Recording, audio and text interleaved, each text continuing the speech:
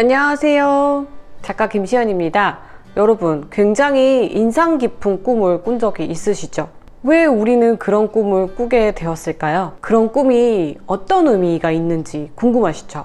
꿈을 100% 정확하게 해몽하는 방법은 사실 없습니다. 하지만요, 그 꿈이 우리에게 어떤 메시지를 주는지는 알아볼 수 있습니다.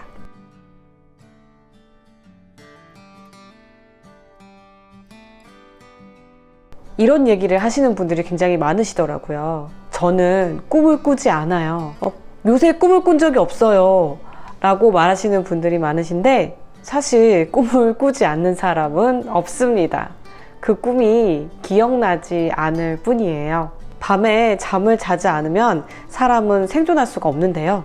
우리가 이렇게 밤에 꼭 자야 하는 이유 중에 하나가 우리가 깨어있을 때 받아들인 정보를 재편집하기 위해서입니다. 중요하다고 판단되는 정보는 현재 의식에 자주 써먹을 수 있도록 단기 기억에 저장을 해두고요. 중요하지 않다고 판단되는 정보는 장기 기억에 넣어둡니다. 이렇게 무의식에서 장기 기억과 단기 기억이 재편집되는데요. 이 재편집하는 과정이 바로 꿈입니다. 우리가 꿈의 내용이 100% 생각나지 않은 것은 어쩌면 당연한 일이에요. 우리가 기억이 날 만한 꿈은 그만큼 아마 강렬한 꿈일 거예요. 꿈이 저는 기억나지 않아요, 요새 꿈을 꾸어본 적이 없어요 라고 말하시는 분들은 수면 시간하고 굉장히 밀접한 관계가 있습니다. 이게 꿈을 꾸지 않는 게 아니라 꿈이 기억이 나지 않는 상태인데요. 수면 시간이 6시간 이하일 경우에는 꿈이 잘 기억이 나지 않아요. 우리가 이렇게 무의식에서 기억을 재편집하면서요, 의식에서 해소되지 못한 감정들이 뇌에서 처리가 됩니다. 우리가 평소에 해소되지 못한 감정이 크면 클수록 우리가 기억이 날 만한 강렬한 꿈으로 나타나게 되는데요. 또 깊은 무의식 속에서 오랫동안 해소되지 못한 감정이 꿈으로 나타날 수도 있습니다. 또 우리가 반복해서 비슷한 꿈을 꾸는 경우도 있잖아요. 이런 경우에는요, 여러분이 해결하지 못한 시급한 문제일 수도 있으니까요, 꿈의 내용을 간과하지 마시고요, 꿈을 기록해 두는 것을 추천합니다. 여러분이 혹시 끔찍한 악몽을 꾸더라도 악몽 자체에 집중하는 것보다는요, 일단 그 꿈을 기록을 해두는 게 좋습니다.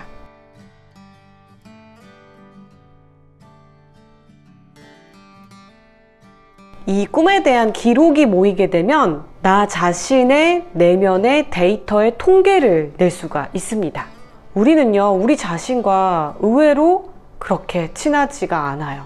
한번 자기 자신의 내면의 소리에 집중하고 내가 무엇이 고통스러운지, 무엇이 행복한지 이렇게 끊임없이 자신과의 대화를 심도 있게 나눠야 하는데요, 그걸 하는 사람이 아주 드물어요.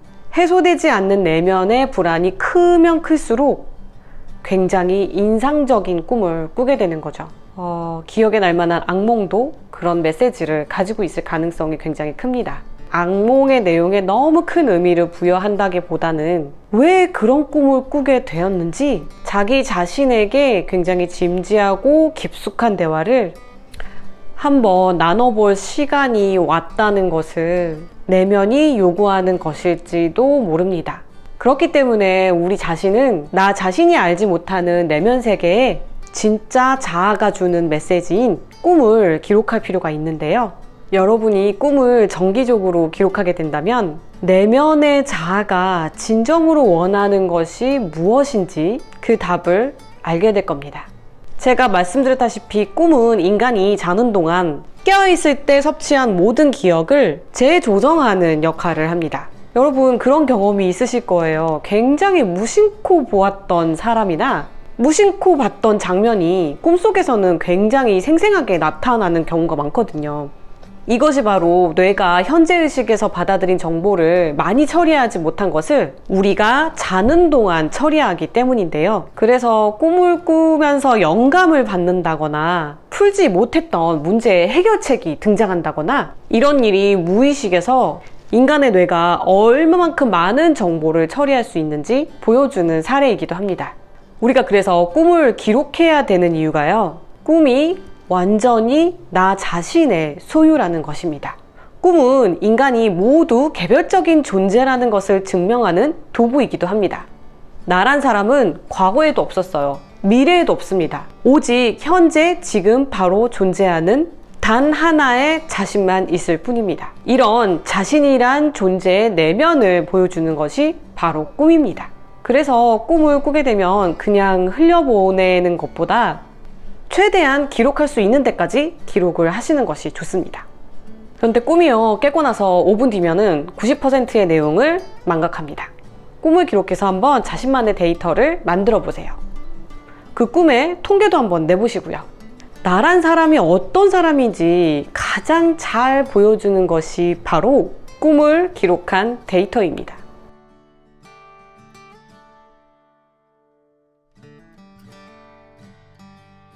그런데 여러분, 꿈을 기록하자니 너무 막막하시죠?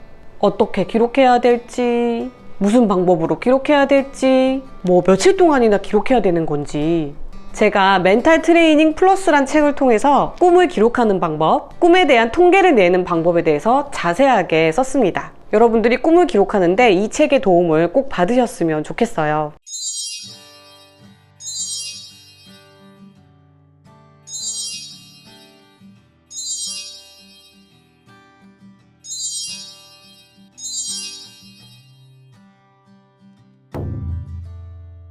풀리지 않는 인생의 문제가 있다면 꿈을 한번 기록해 보세요. 이렇게 풀리지 않는 문제를 꿈을 통해서 해결한 사례가 있는데요. 원소 주기율표의 창시자인 러시아의 화학자 드리트비 이바노비치 멘델레예프는요, 상트페테부르크 대학의 화학과 교수였습니다. 그는 기존 화학 교과서에 불만이 굉장히 많았었어요. 그래서 본인이 직접 화학의 원리라는 책을 집필을 했는데요. 멘델레예프는 각각의 원자량에 따라서 원소들을 분류하는 방법을 알아내려고 다양한 시도를 했는데요. 그런데도 굉장히 오랜 시간 동안 그 방법을 알아낼 수가 없었어요. 그런데 그러던 어느 날 멘델레예프는 꿈속에서 모든 원소들이 자신이 있어야 할 적당한 자리에 위치 잡은 표를 보게 되었습니다.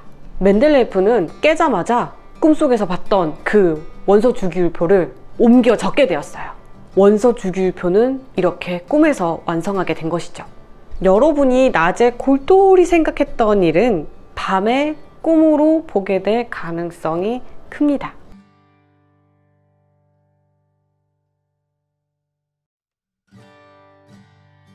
꿈은 지식과 경험의 저수지입니다. 여러분이 평생 지식과 경험의 저수지를 계속 쌓아 오셨을 거예요. 그런데 이거를 활용하기 위해서 꿈을 기록하는 습관을 가져보는 게 어떨까요? 내면에서 자신이 진정으로 원하는 것이 무엇인지 풀리지 않는 문제의 해결 방법을 찾게 될 수도 있습니다. 무의식의 세계를 처음으로 체계적으로 정리한 심리학자 지그문트 프로이트는요, 꿈의 여러 가지 기능 중에 현실에서 충족하지 못하는 소망을 꿈에서 충족하는 소망 충족소를 주장했는데요.